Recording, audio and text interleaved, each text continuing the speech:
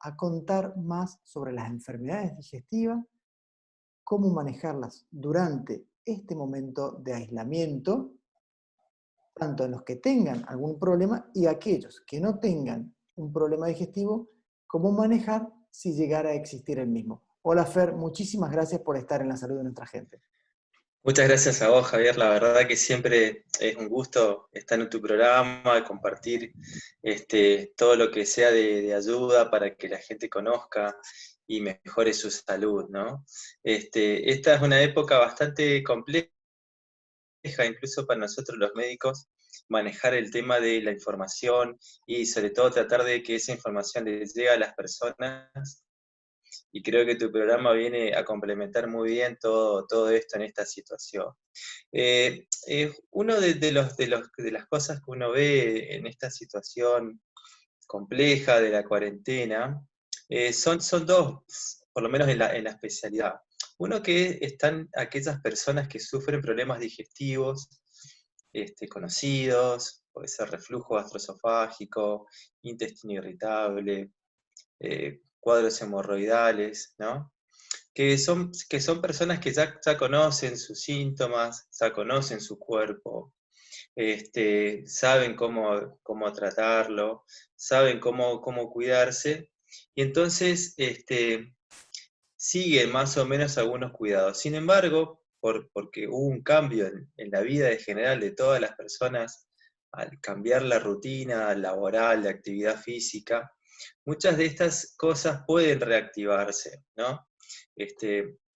Tanto porque cambió el hábito alimentario, se está comiendo un poco más de lo que se come habitualmente porque se pasa más tiempo en la casa, no se gastan tantas calorías como se gastaban antes en la actividad física, y eso en algunas personas repercute. Y también está el hecho de, como están más tiempo dentro o sea, de la casa, quieren probar cocinar, quieren probar condimentos, y para algunas personas, por ejemplo, las que tienen reflujo, las que tienen cuadros hemorroidales, el consumo de condimentos picantes o comidas con alto contenido de grasas o de aderezos puede afectar la presencia de síntomas.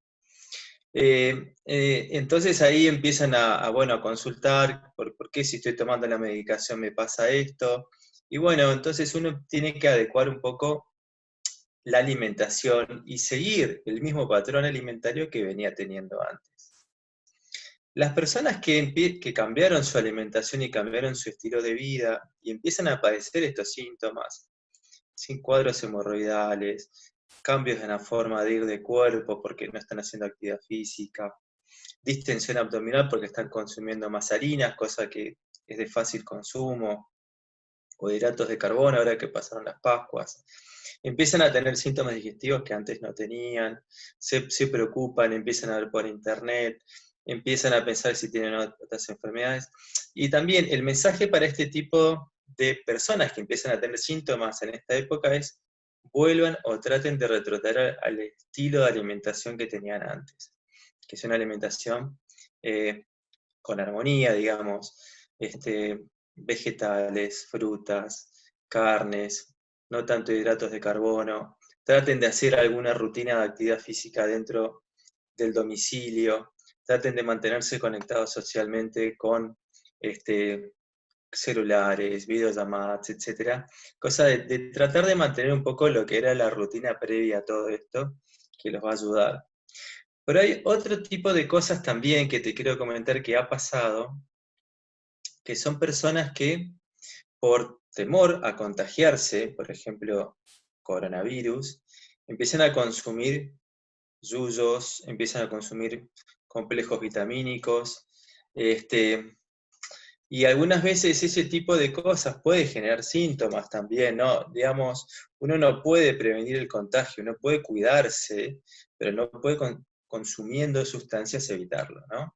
Entonces ha habido cosas que, digamos, ha habido casos que han consumido inclusive cloroquina, o fármacos que se han puesto en boga y han generado efectos adversos. Claro, Entonces, había un exceso de consumo de vitamina C también, ¿no? Salían por WhatsApp también, y querían ya la gente, no sé. Claro, que la gente Todo bien. sepa que no, vitamina C no, si te expones al COVID, digamos, sin protección facial y sin higiene de manos, ahí te vas a contagiar o que consumas vitamina C. El cuadro no va a ser ni mejor ni peor. Entonces, hay que hacer hincapié en ese tipo de cosas, los cuidados básicos, lo que recomienda el gobierno, lo que recomienda la Organización Mundial de la Salud. Y hay otro grupo de personas también que tienen enfermedades crónicas, que consumen medicamentos de larga data, y que por diferentes motivos tienen miedo a que esa medicación las incremente el riesgo de coinfectarse y dejan su tratamiento. Por ejemplo, enfermedades autoinmunes, pacientes trasplantados. Entonces, el mensaje es no cambien lo que están tomando de medicación, porque si se reactivan, la tenemos que internar, ¿bien? O tenemos que verlas en el consultorio más seguido, y ahí sí es exponerles a un riesgo salir de la casa, ir a lugares de donde hay gente. Entonces, es importante, digamos, fortalecer que el tratamiento que venían haciendo previamente a todo esto, lo sigan haciendo, que no lo cambien y no lo abandonen por temor. Y cualquier cosa que lo consulten. Pero han habido personas que han suspendido cosas por temor, ¿no? Claro, sí, Bajado sí. su dosis de corticoides, etcétera.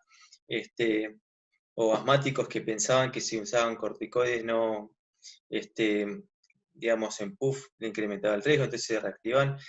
Han habido cosas así por temor, digamos, por desconocimiento, que han hecho reactivar las enfermedades.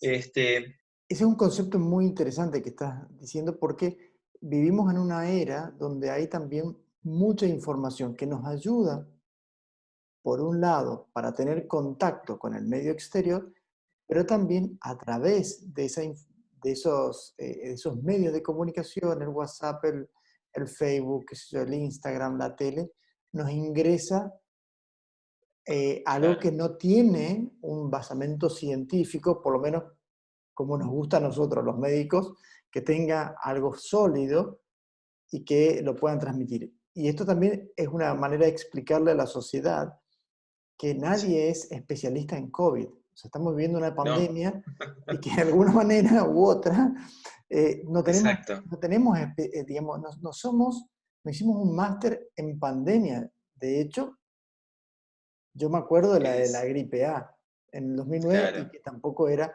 como esto. Entonces, estamos viviendo una situación especial. Yo lo que te quería preguntar es, si nombrás a personas que de pronto o no tenían patología o aquellos que recrudece una sintomatología previa porque ya estuvo en tratamiento, porque ya claro, lo hizo. Esta situación de aislamiento a algunas personas les genera estrés y el estrés conocemos que es como una de las causas que podrían estar asociadas con la gastritis, por ejemplo, bueno, exacto, para no irnos más. sí, Eh, el aliado o uno de los aliados fundamentales en la gastroenterología moderna es el diagnóstico endoscópico, es la posibilidad de ver lo, claro, y cuando yo lo veo, lo voy a asociar con un síntoma que tenga esa persona. Pero estamos en una etapa en la cual muchos estudios no se pueden pedir, algunas cosas no se pueden hacer.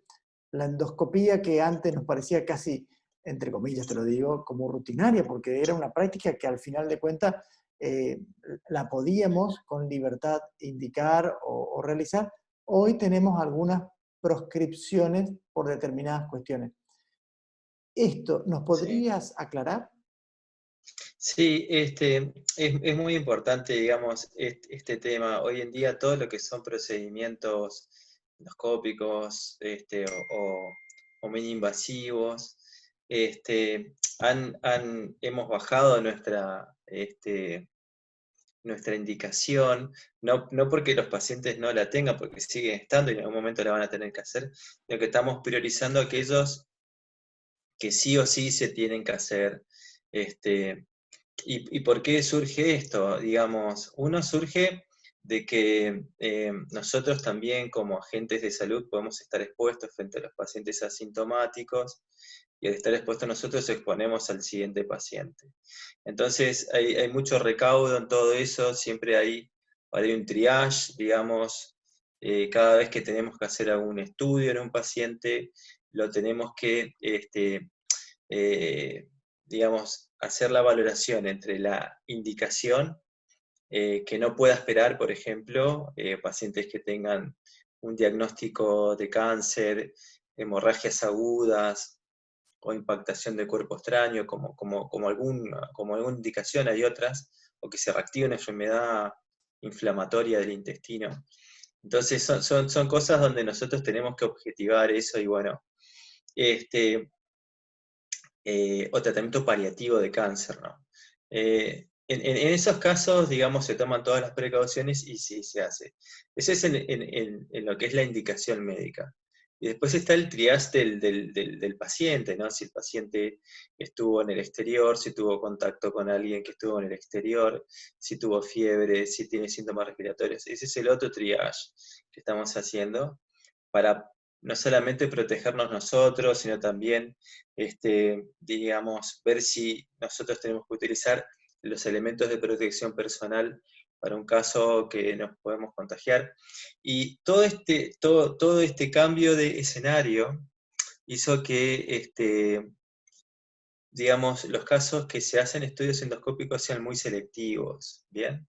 Y es probable que mucha gente que tenga indicación de hacerse screening de cáncer de colon, de hacerse un control por enfermedad por reflujo gastroesofágico, o por estudio de dolor abdominal, la tengamos que posponer, digamos.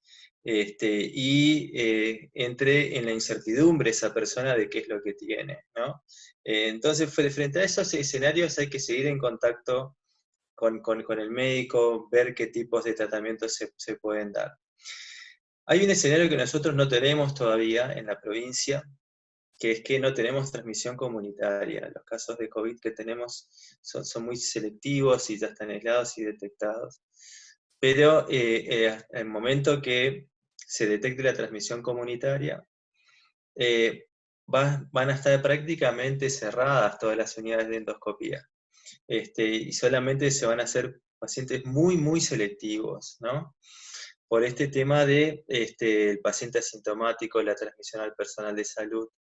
Y hay otro tema, Javier, que no deja de ser menor, que es que todos los elementos de protección personal, las máscaras N95, todo el material descartable, tiene su costo, ¿no? Y eso lamentablemente lo tiene que absorber el mismo personal médico o los sanatorios. ¿Y por qué digo lamentablemente? Porque, digamos, incrementan los gastos tremendamente, y, y son todos materiales descartables, o sea, no es que uno lo pueda reutilizar. Y bueno, se habla de la máscara N95 para reutilizar. Pero esas cosas hacen que se incrementen muchísimo los gastos.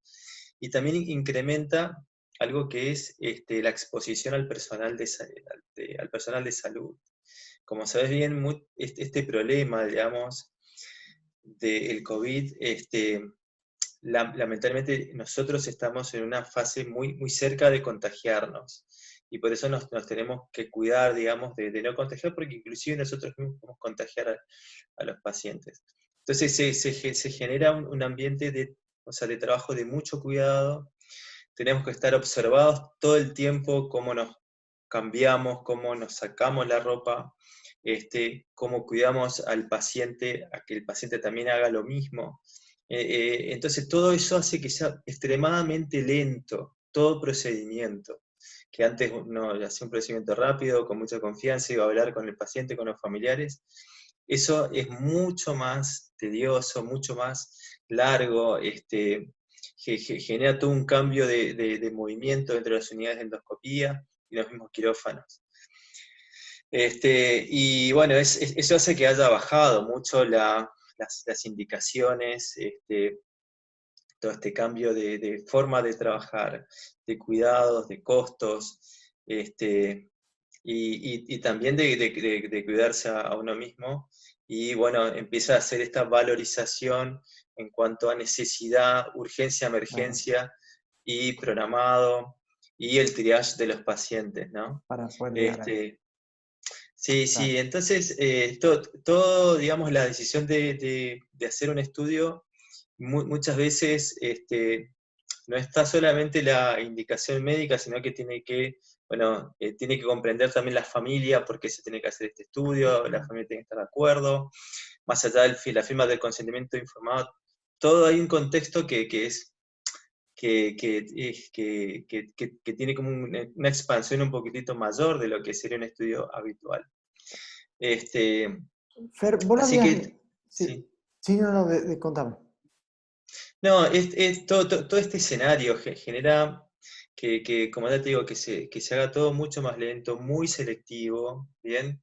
Sí, Y esperemos que nunca estemos en el escenario de transmisión comunitaria. claro, Porque ahí sí inclusive a entorpecer el manejo de que uno lo hacía fluido en el ambiente médico, sanatorio, hospitalario, va a ser todo mucho más lento, ¿no? Por los cuidados que se tienen que tomar. claro. Que esperemos no llegar a esa situación. Esperemos que no llegara ahí. Dijiste que con el tema de este aislamiento, uno pasa más tiempo en la casa, come más, cocina más, también está el alcohol en el medio, entonces hay gente que consume más alcohol de lo que consumiría porque como está todo el tiempo en la casa parece que son todos domingos o todos sábados, entonces eh, Sí, está eso. Yo quiero que vos, por un lado, me des una recomendación hacia, en general, a la gente de un cuidado, y por otro lado, algo vinculado a si comienzo con algunos síntomas que podrían llegar a ser una gastritis, y yo sé que tuve una gastritis, o que yo claro. creo que puede llegar a ser una recomendación de ingesta, una dieta, más o menos para esta gente. Sí, con respecto a la ingesta de bebidas alcohólicas, es algo que, digamos, en este momento está un poco incrementándose. Uno lo ve, digamos, le pregunta y claro, cambió el estado de ánimo. Este, y en general la recomendación sigue siendo la misma, traten de evitar el consumo y sobre todo lo que uno tiene temor es aquel persona que tiene enfermedad hepática por alcohol, que está en una fase cirrótica o que tiene alguna enfermedad, digamos, digestiva que se gatilla por el alcohol, tratar digamos, tratar de evitarlo. Y sobre todo, lo más importante es que no compren alcohol, bebidas alcohólicas en la casa, porque la exposición, yo siempre le digo que la persona tiene que evitar estar sentado frente a la mesa con el vaso de alcohol enfrente. Esa situación no tiene que existir, ese conflicto no tiene Ah, que existir. Y más en esta situación también. Este, y sí, digamos, han habido recaídas de personas que sufrían de abuso de alcohol en esta situación. Eso también se ve, este, y bueno, hay que estar atento, hay que hablar con los familiares, hay que evitar esa confrontación directa con el hábito o con el abuso, ¿no? ah, Es que sí, eso está se bien. está viendo. Con respecto a las personas que, por ejemplo, que sufren de acidez o reflujo gastroesofágico o de gastropatía o de alguna gastritis, eh, es común que se reactive en esta situación, por las cosas que te comenté, digamos, ha cambiado su hábito, ha cambiado su estilo de comida, ha cambiado mucho en la vida y lamentablemente este tipo de síntomas recrudecen. ¿Cómo evitarlo o qué hacer? Y bueno, tratar de tener algún cronograma o alguna forma de volver a lo que era su alimentación previa. Esto quiere decir, si ya han padecido síntomas de acidez, de reflujo, de dolor abdominal o de hinchazón, o de cambios en la forma de ir de cuerpo, bueno, tratar de hervir los alimentos, consumirlos con la menor cantidad de condimentos posibles, tratar de variar un poquitito, tratar digamos, de evitar la ingesta de harinas, de frituras, de carnes grasas, de chacinados, todas esas cosas digamos, hay que evitarlo. Y no traten de digamos, de probar cosas nuevas a las personas que sufren de reflujo, porque muchas veces esas cosas nuevas pueden generarle síntomas en cuanto a condimentos. Tengan la imaginación de cocinar y de divertirse un poco en esta situación, digamos, de aprovechar para conocer lo que es la cocina, pero no coman en exceso, digamos, cuídense, traten de consumir las verduras, las frutas, las carnes bien cocinadas, y por ahí el fin de semana, o si quieren probar algo, pruébenlo, pero que sea de manera aislada. Y si han tenido síntomas y ahora están sin tratamiento, vuelvan a lo que era su tratamiento previo. Por ahí con una consulta telefónica con su médico de cabecera, le comentan esta situación y bueno, y pueden iniciar, digamos, un tratamiento. Porque muchas de las personas con reflujo gastroesofágico se están reactivando por esto. Y no te digo que me llueve el celular de mensajes, pero hay muchas, ¿no? Y es la consulta que uno ve también en el consultorio, digamos. Y es la cosa que uno no es que no quiere ver, sino que justamente quiere tratar de prevenir que pase, digamos, que no cambien sus hábitos, aunque es difícil, ¿no? La otra cara de la Bueno, pandemia. sí, sí, sí. Así que, Sí, eso es algo que lamentablemente puede ser que siga pasando, porque es muy difícil que las personas vuelvan a su forma de alimentarse sin hacer todo lo que hacían antes. Y creo que el estado de ánimo obviamente va a impactar. Por eso creo necesario que sociabilicen de alguna manera, como socializaban antes, o que aprendan a hacer alguna actividad. Eso los va a tener ocupados, y van a sentir que están haciendo algo productivo dentro de su tiempo, ¿no? perfecto. Fer, te agradezco muchísimo este contacto. eh, para la salud de nuestra gente eso es realmente importante. Nos ayudas siempre aclarándonos dudas con respecto a muchísimos temas. Así que, bueno, desde ya te agradecemos y te mandamos este abrazo a la distancia. Muchas gracias, Javier, y siempre acá predispuesto a cualquier pregunta, cualquier duda, acá estaré. Y bueno, fuerza y a seguir adelante, que esto en algún momento va a pasar.